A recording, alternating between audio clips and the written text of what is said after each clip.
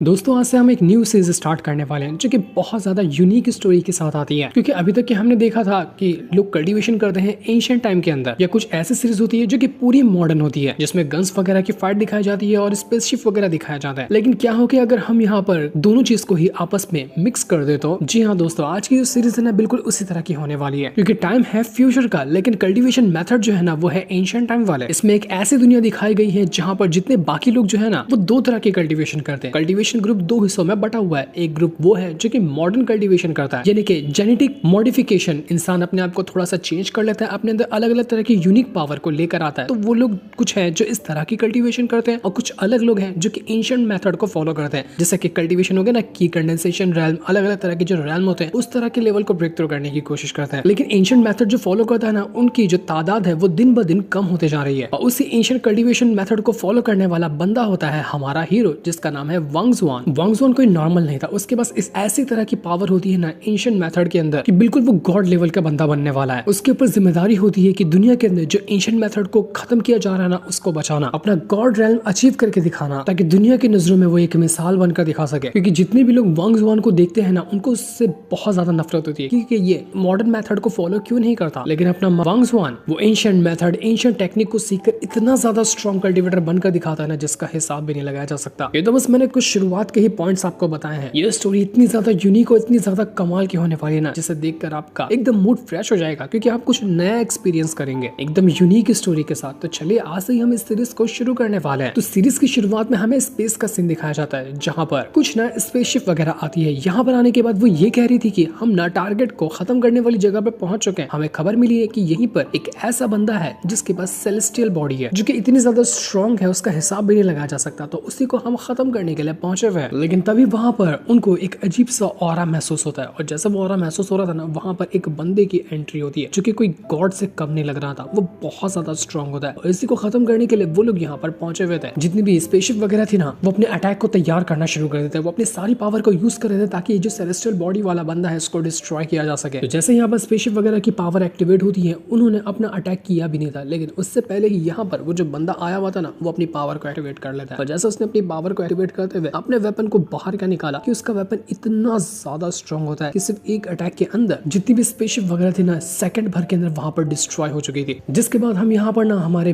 Hero वांग जुआन को देखते हैं, और ये जो चीज अभी हमने देखी ना वो हमेशा से यहाँ पर वांग जुआन को अपने सपने में आया करती है। वांग जुआन कहता है कि वो बंदा असल में है कौन जिसको मैं हमेशा अपने सपने के अंदर देखा करता हूँ। लोग कहते हैं कि वो चाइल्ड ऑफ डेस्टिनी है, लेकिन आखिर ये सपना मुझे ही हमेशा क्यों आता है? आखिर उस बंदे से जो कि स्पेसशिप को डिस्ट्रॉय किया है उससे मेरा क्या लेना देना है? इसके बाद वांग जुआन अपने कमरे के बाहर निकल कर आता है। ये दुनिया बिल्कुल मॉडर्न वर्ल्ड था, जहाँ पर बड़ी बड़ी बिल्डिंग होती है और सब कुछ एकदम मॉडर्न हो चुका था। वांग जुआन हमें बता रहा होता है कि ये दुनिया पहले ऐसी नहीं थी, यहाँ पर बिल्कुल एंशिएंट मेथड ही फॉलो किया जाता था। लेकिन आज से करीब 100 साल पहले ना वर्ल्ड वॉर शुरू हो गया। लोग आपस में ही एक दूसरे के साथ लड़ना शुरू कर दिए। लोगों को बस एक दूसरे के इलाके पे कब्जा करना था, इस वजह से उन्होंने एक दूसरी जगह को ही बर्बाद करना शुरू कर दिया। उसके बाद दुनिया ने इतनी ज्यादा मेहनत की ताकि अपने आप को वापस से रिकवर किया जा सके, क्योंकि पूरी जो अर्थ थी उसकी हालत खराब हो चुकी थी। हमने बहुत ज्यादा मेहनत करने के बाद अर्थ जैसी ही और जगह को ढूंढना शुरू किया जहाँ पर इंसान रह सकते हैं, क्योंकि अर्थ का तो वो हाल हो चुका था जहाँ पर रहना ही बहुत ज्यादा मुश्किल था। तो लोग अर्थ को छोड़कर दूसरे प्लेनेट में जाने लग गए। इसके बाद तो स्पेस के अंदर ही नई नई कॉलोनीज बनाई जाने लग गई, और उस जगह को नाम दिया गया डीप स्पेस, जहाँ पर बहुत सारी कॉलोनी और बहुत सारे लोग रहते हैं, और उन्होंने अपनी वहाँ पर एक नई दुनिया बसा कर रखी है। उसी एक दुनिया के अंदर से मैं भी आता हूँ। जब पहले ऐसी नहीं थी, जब इंसान अर्थ पे रहा करते थे तो वो लोग एंशिएंट मेथड को फॉलो करते थे, जैसे कि ताओइज्म हो गया, एल्केमी वगैरह हो गई उसको। लेकिन जब यहाँ पर लोग डीप स्पेस में आए ना तो लोगों ने कल्टीवेशन मेथड को भी चेंज करना शुरू किया। उन्होंने जेनेटिक मॉडिफिकेशन को यूज करना शुरू किया, जिसकी मदद से इंसान को सुपर पावर दी जा सकती है। इससे एक नया कल्टीवेशन मेथड शुरू हुआ जिसको मॉडर्न कल्टीवेशन कहते हैं। लोगों को ये पसंद आया, और इसके बाद एक के बाद एक करते हुए लोगों के अंदर इसको डाला गया। लेकिन ये बिल्कुल एक चीट कोड की तरह होता है, जो कि मुझे बिल्कुल भी पसंद नहीं है। इंसान के अंदर मशीन लगा दो, ये काम करो वो काम करो, आखिर इतना बुरा मेथड क्यों ही फॉलो करना? इस वजह से दुनिया में अभी भी कुछ ऐसे लोग हैं जो कि हमारे अर्थ का जो कल्टीवेशन मेथड था ना उसको फॉलो करते हैं। वो पुरानी कल्टीवेशन के हिसाब से ही चलते हैं। लेकिन ये चीज मॉडर्न कल्टीवेशन मेथड करने वालों को बिल्कुल भी पसंद नहीं है। उन्होंने जितने भी ओल्ड कल्टीवेशन करने वाले लोग थे उनको मारना शुरू किया, उनकी जगहों को तोड़ना शुरू कर दिया, ताकि एंशिएंट कल्टीवेशन मेथड जो है ना उसको पूरी तरह से खत्म किया जा सके। लेकिन आज भी बहुत सारे ऐसे लोग हैं जो कि एंशिएंट मेथड जो है ना उनको बचाने में लगे हुए हैं, ताकि इंसान अपना कोर भूल ना जाए। तो क्या आज भी उन ओल्ड मेथड, उन ओल्ड कल्टीवेशन के अंदर कुछ ऐसी कमाल की टेक्निक मौजूद है जिसकी मदद से दुनिया को साबित करके दिखाया जा सके कि ये मॉडर्न टेक्नोलॉजी जो है ना वो ओल्ड मेथड के सामने कुछ भी नहीं है। लेकिन क्या ऐसा कुछ मौजूद है, ये तो आगे का सफर ही बताने वाला है।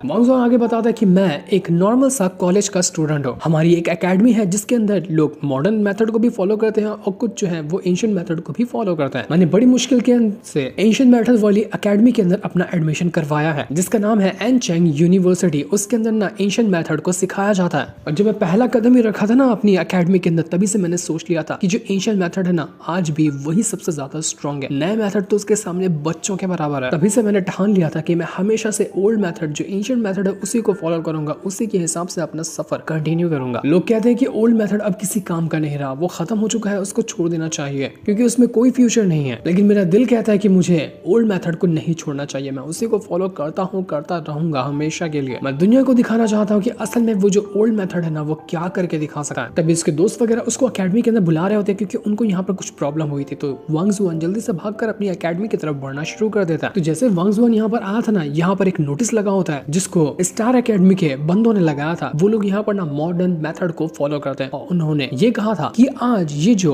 एनचेंग यूनिवर्सिटी है ना, जहाँ पर ओल्ड मेथड सिखाया जाता है, उनको डिस्ट्रॉय किया जाएगा। आज पूरी की पूरी एकेडमी को बर्बाद करने की बारी है ताकि आइंदा कोई भी एंशिएंट मेथड को फॉलो ना कर सके। तो यहाँ पर वांग जुआन और उसके दोस्त वगैरह जो सभी यहाँ पर उसी एंशिएंट मेथड को फॉलो करते हैं, वो लोग कहते हैं कि ये तो गलत बात है। वो लोग ऐसा कैसे कर सकते हैं, बिना हमें बताए, बिना नोटिस दिए हुए वो हमारी एकेडमी को डिस्ट्रॉय कर रहे हैं। वहां पर बड़ी बड़ी मशीनें आ जाती हैं ताकि वो यहाँ पर एंशिएंट मेथड वाली एकेडमी को डिस्ट्रॉय कर सके। सभी के सभी दोस्त वगैरह परेशान हो जाते हैं कि अब हम यहाँ पर क्या करेंगे, हमारी तो एकेडमी डिस्ट्रॉय हो जाएगी तो हम जाएंगे कहाँ। वो बाकी जो स्टूडेंट थे वो लोग कहते हैं कि हमने तो ये सुनकर रखा है कि जो स्टार अकेडमी वालों है ना, उन्होंने अपना और भी कुछ नया ब्रेक थ्रू किया है। उन्होंने हमें फाइनल ऑर्डर दिया है कि अगर हम यहाँ पर उनका वो मॉडर्न मेथड फॉलो करना चाहते हैं ना, तभी जाकर हमें सुकून से रहने दिया जाएगा, वरना जो भी एंशिएंट मेथड फॉलो करेगा उसको हमेशा परेशान ही किया जाएगा। हमें मजबूर करने के लिए मॉडर्न मेथड के ऊपर वो लोग हमारी एकेडमी को डिस्ट्रॉय कर रहे हैं। कल तक तो यहाँ पर हमारी एकेडमी के अंदर अभी भी नए स्टूडेंट को डाला जा रहा था, लेकिन आज तो पूरी एकेडमी को ही डिस्ट्रॉय किया जा रहा है। हमें भी यहाँ पर कितना कम ही टाइम हुआ है एकेडमी को ज्वाइन किए, तब वहाँ पर स्टार एकेडमी का ना एक बंदा आता है जो कि यहाँ पर बहुत ज्यादा गुस्से में था और यही यहाँ पर बंदोबस्त किया हुआ था एकेडमी को डिस्ट्रॉय करने का। वो बंदा यहाँ पर आने के बाद कहने लग जाता है कि तुम्हारी एंशिएंट मेथड वाली एकेडमी के अंदर पिछले 10 साल के अंदर कोई भी ऐसा बंदा बाहर निकल कर आया जो थोड़ा सा भी स्ट्रॉन्ग हो, हमारे मॉडर्न मेथड वाले किसी भी बंदे को हरा सके, कोई भी आज तक कैसा आया नहीं। तो आखिर क्यों ही इस एंशिएंट मेथड वाली एकेडमी को बचा कर रखा जाए, इसलिए तो आज इसको डिस्ट्रॉय किया जा रहा है। वांग जुआन का दोस्त से कहता है कि तुम्हें पता है इसका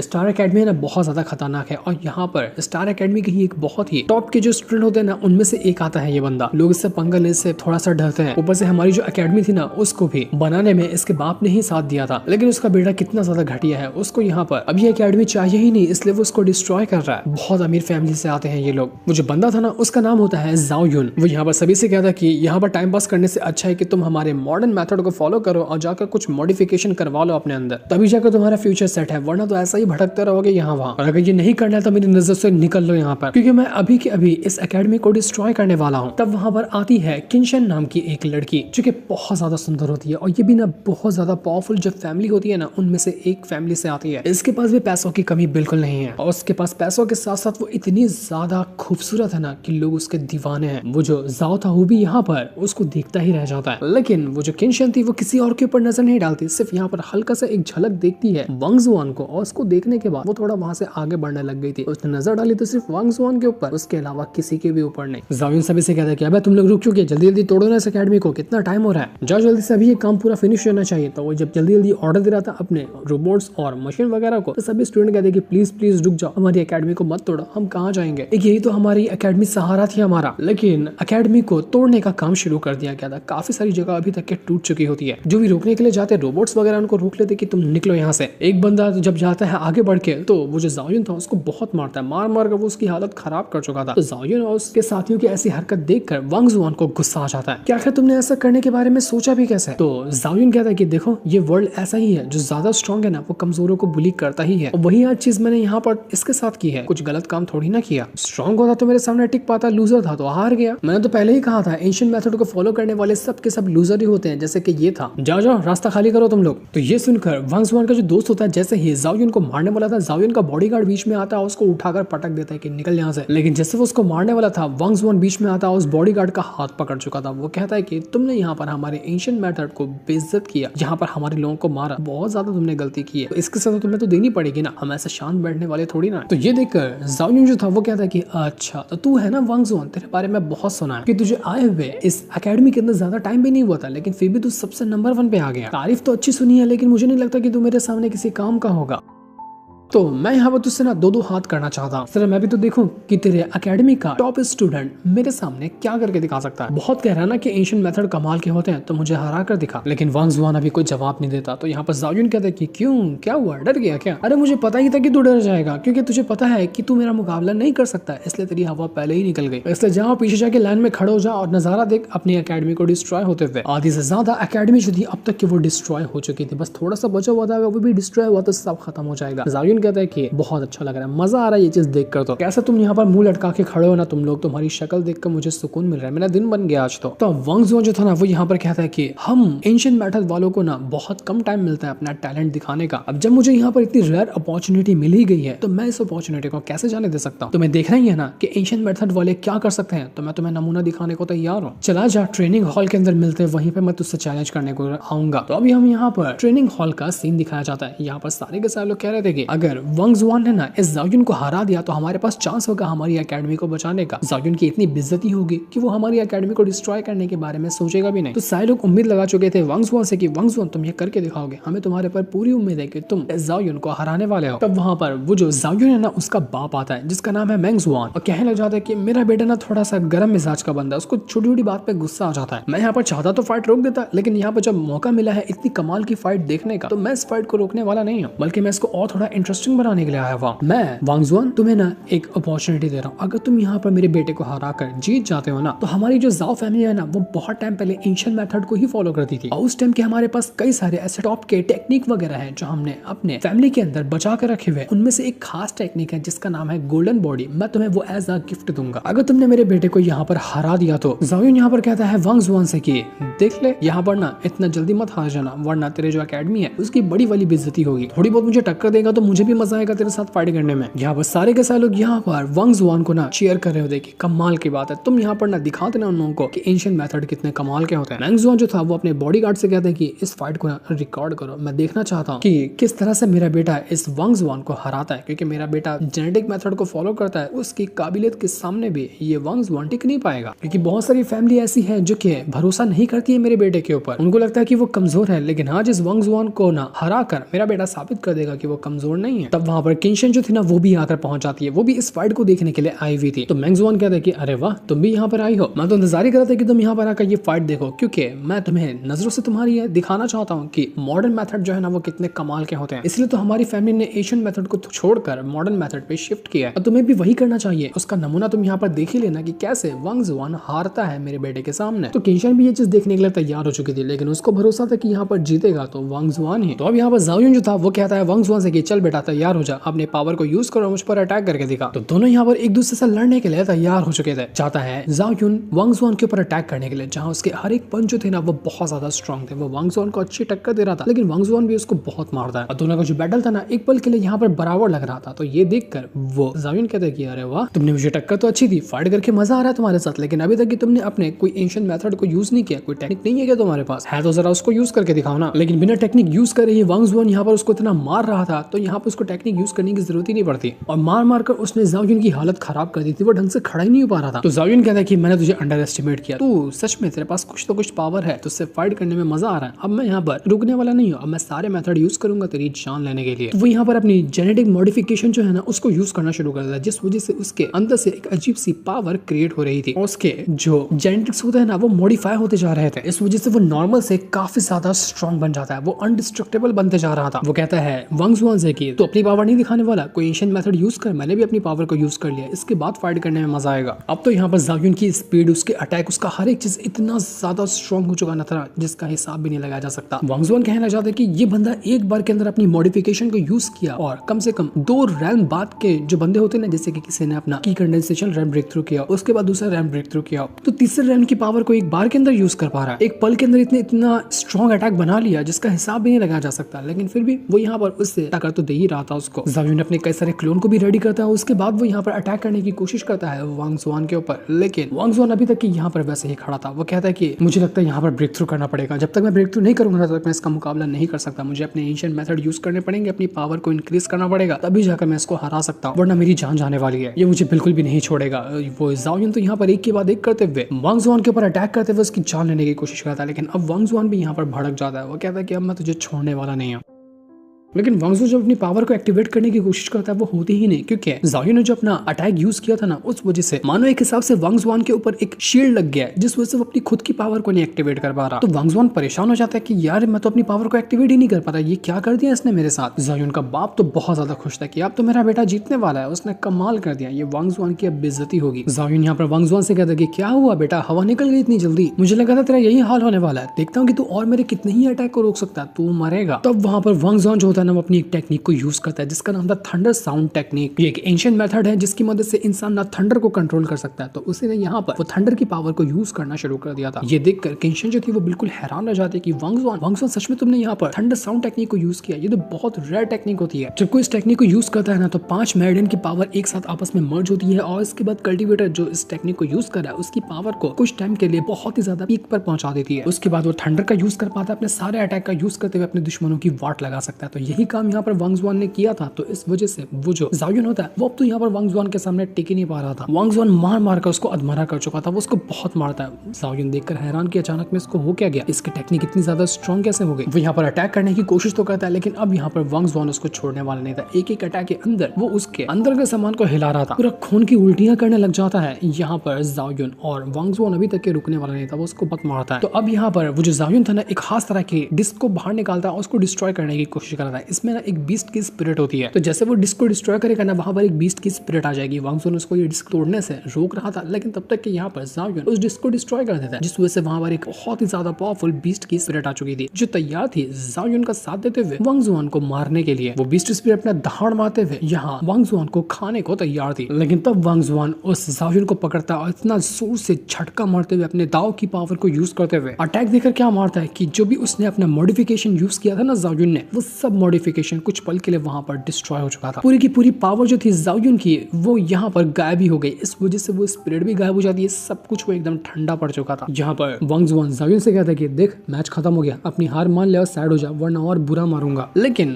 वो ज़ायुन हार मानने वाला नहीं था। वो कहता है कि मेरी टेक्निक गई है ना, लेकिन फिर भी मेरे हाथों में तो जान है, मैं फिर भी तुझे जान से मार करूंगा, मैं इतनी जल्दी से हार नहीं सकता। तो वांग जुआन कहता है कि ठीक है फिर और मार खाने को तैयार हो जाए। इसके बाद तो वो उसका हाथ पैर मुंह सब फोड़ देता है, इतना मारता है उसको कि यहाँ पर जिंदगी में कभी भी इतनी मार नहीं खाई होगी उस ज़ायुन ने। लेकिन जैसे वो उसकी जान ही क्या ले लेता, बीच में ज़ायुन जो होता है उसका बाप आकर आवाज लगाते हुए वांग जुआन को रोक लेता है कि रुक जाओ। इस तरह से वांग जुआन तो रुक गया था, लेकिन उसने यहाँ पर वो ज़ायुन को हरा दिया। बड़ा बेइज्जती कर रहा था एंशिएंट मेथड को, लेकिन वांग जुआन ने साबित कर दिया कि एंशिएंट मेथड में आज भी जान है। सारे के सारे उसके एकेडमी के बंदे खुशी से नाच गए थे। केंशियन वो मैंग जुआन से कहती कि क्या हुआ अंकल, देख लिया ना आपने, मैंने तो कहा था कि एंशिएंट मेथड आज भी कमाल का, जेनेटिक मॉडिफिकेशन उसके सामने कुछ नहीं है, नमूना तो आपने देख ही लिया होगा। मैंग जुआन अपने बॉडीगार्ड से कहता है कि अब वीडियो जल्दी डिलीट कर। मैंग जुआन यहाँ पर वांग जुआन के पास आता है, उससे कहने लग जाता है कि तुमने मुझे इंप्रेस किया और जैसा मैंने तुमसे वादा किया था मैं तुम्हें वो चीज देने को तैयार हूँ। वो अपने पास है वही गोल्डन बॉडी की टेक्निक को बाहर निकालता है और उसको वांग जुआन को देते हुए कहता है कि ये लो तुम्हारा गिफ्ट। ज़ायुन को ये चीज बिल्कुल भी अच्छी नहीं लगती कि फादर आप उसको ये गोल्डन बॉडी टेक्निक क्यों दे रहे हैं, आपको ये नहीं देना चाहिए। लेकिन उसका फादर उसको चुप करवा देता है कि बस बहुत हो गया, तो कुछ बोलना ही नहीं, मेरी बेइज्जती करवा दी तूने आज।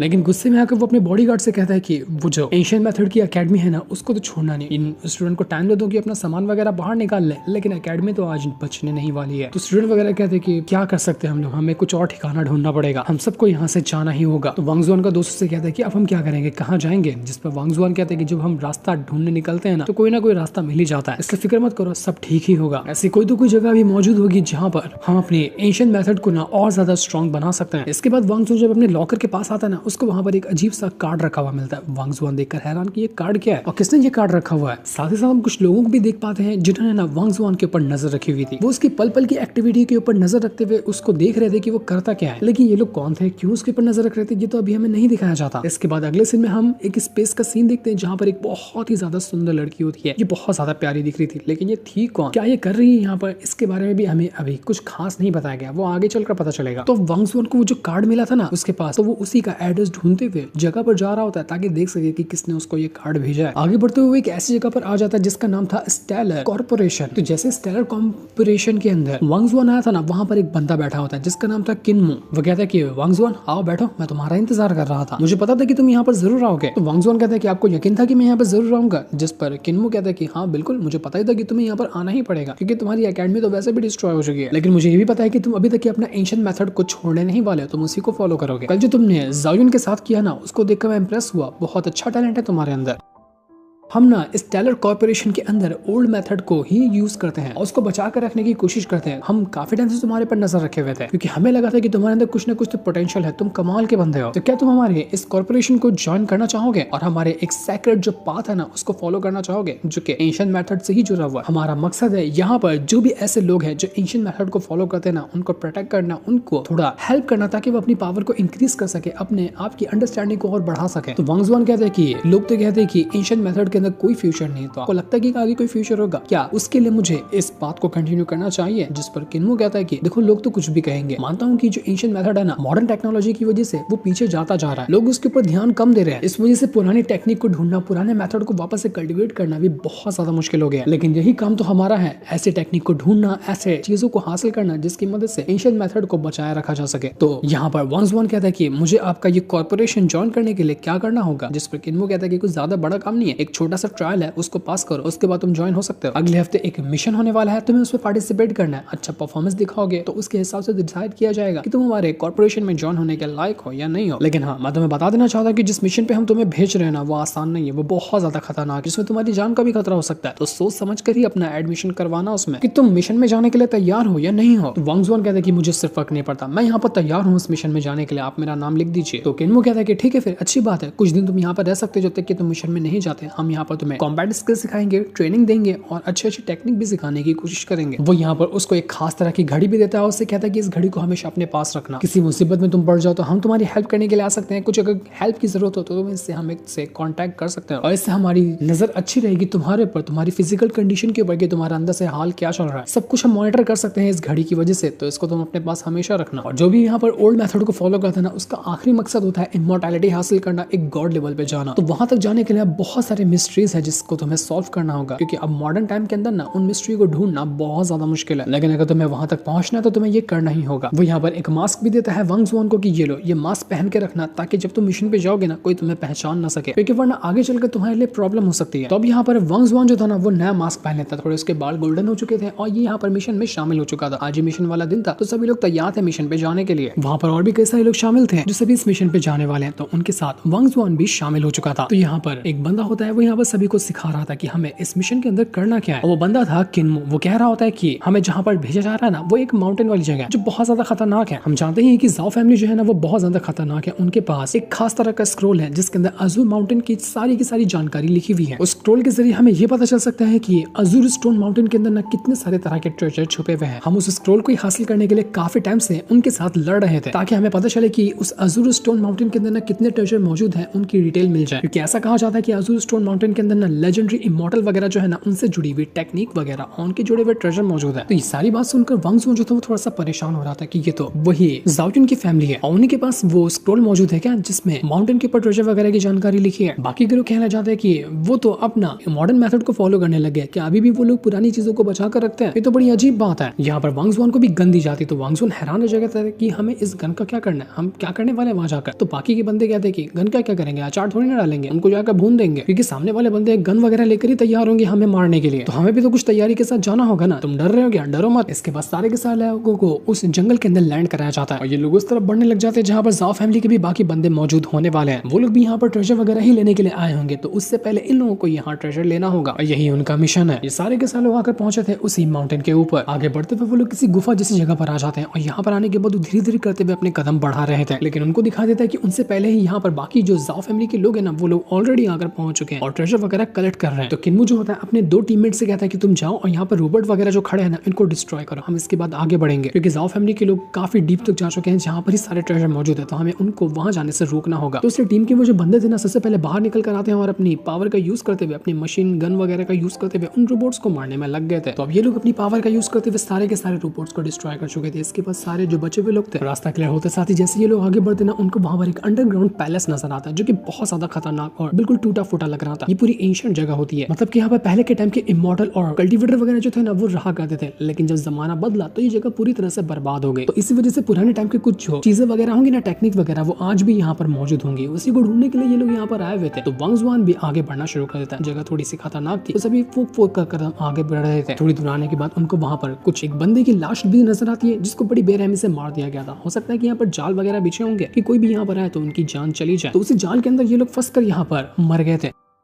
तो किन्मू जो होता है वो सभी से कहते हैं कि सावधान रहना और जहाँ पे भी देखो ना कुछ भी जान नजर आए तो अच्छे से कदम आगे बढ़ाना, वरना तुम्हारी भी जान इसी तरह से जा सकती है। हम यहाँ पर बिल्कुल रिस्क भरा काम करने के लिए आए हुए हैं, तो इसमें रिवॉर्ड भी ज्यादा है तो रिस्क भी उतना ही ज्यादा है, इसलिए ये लोग दोबारा से आगे आराम से बढ़ना शुरू कर देते हैं। लेकिन जैसे ये लोग आगे बढ़े थे उनको वहां पर वो जो जाओ फैमिली के कुछ बंदे नजर आते हैं, तो ये लोग चुपके से उनके पास जाते हैं और पीछे से उनके ऊपर अटैक करते हुए जाओ फैमिली के बंदों को वो मारने लग गए थे। थोड़ी दूर आने के बाद वहां पर कुछ और बंदे होते जाओ फैमिली के, उनको वहां पर कुछ ट्रेजर भी मिला था जिससे पाकर वो लोग काफी ज्यादा खुश थे और उसको लेकर जा रहे थे। लेकिन तभी वो जो जाओ फैमिली के कुछ बंदे आए हुए थे ना उनको पता चलता है कि उनके किसी साथियों को मार दिया गया। तो ये देखकर वो लोग हैरान रह जाते हैं कि लगता है कुछ तो कोई यहाँ पर आया है, इसलिए जितना ट्रेजर होता है ना सबसे पहले उसको हासिल करो, उसको लेकर यहाँ से निकलो। अभी तक जितना ट्रेजर हमें मिला है उसको लेकर तुम लोग यहाँ से आगे बढ़ो, मैं उनको देखता हूँ कि कौन यहाँ पर आया हमें रोकने के लिए। इसी के साथ साथ वो जो वांग जुआन की जो टीम यहाँ पर आई हुई थी वो भी अपना कवर ले लेती है, वो तैयार थे अटैक करने के लिए सब इस जाओ फैमिली के बंदों के ऊपर। वो लोग कहते हैं कि मैं यहाँ से अपना कवर ले चुका हूँ, जैसे तुम गिनती कहोगे ना मैं अटैक करना शुरू कर दूंगा। तो जैसे उनको परमिशन मिलती है ना वो लोग अटैक करना शुरू कर चुके थे। जाओ फैमिली के बंदे वहां पर तुरंत अपनी पावर का यूज करते हुए वांग जुआन की टीम के ऊपर अटैक करना शुरू करते हैं। दोनों की तरफ से यहाँ पर ये जो बैटल था वो शुरू हो चुका था। दोनों एक दूसरे के ऊपर अटैक करते हुए एक दूसरे की जान लेने की कोशिश कर रहे थे। एक तरफ होती है वो जाओ फैमिली और दूसरी तरफ होती है वांग जुआन की टीम। ये दोनों यहाँ पर एक दूसरे के ऊपर अटैक कर रहे थे और उनका बैटल्स काफी ज्यादा इंटेंस हो चुका था। वांग जुआन भी बीच में आता है और अपनी पावर का यूज करते हुए, अपने एंशिएंट मेथड का यूज करते हुए उनके ऊपर अटैक करने लग गया था। तो जाओ फैमिली का जो कैप्टन था वो यहाँ पर वांग जुआन से कहता है कि ये हमारी चीज है जिसको हम लेने के लिए आए हैं और कोई भी हमसे छीनने की कोशिश करेगा हम तुम्हें छोड़ेंगे नहीं। लेकिन फिर भी वांग जुआन की जो टीम थी ना वो यहाँ पर ज्यादा स्ट्रॉन्ग नजर आई थी। उन्होंने सभी यहाँ पर जाओ फैमिली के बंदों को बहुत बुरी तरीके से टक्कर दी होती है और वो उनकी हालत खराब कर चुके थे। लेकिन तब वो लोग वहाँ पर एक खास तरह की मशीन गन को बाहर निकाल लेता है, उसकी मदद से वो यहाँ पर वांग जुआन की टीम के ऊपर अटैक करना शुरू कर चुके थे। वो लोग अपने आप को बचाने की कोशिश करते क्योंकि मशीन गन से मुकाबला करना इनके लिए बहुत ज्यादा मुश्किल था और इस वजह से वांग जुआन की जो एक टीम थी ना उसके एक बंदे की जान चली जाती, वो बेचारा वहाँ पर मारा गया। इस वजह से किन्मू जो होता है वो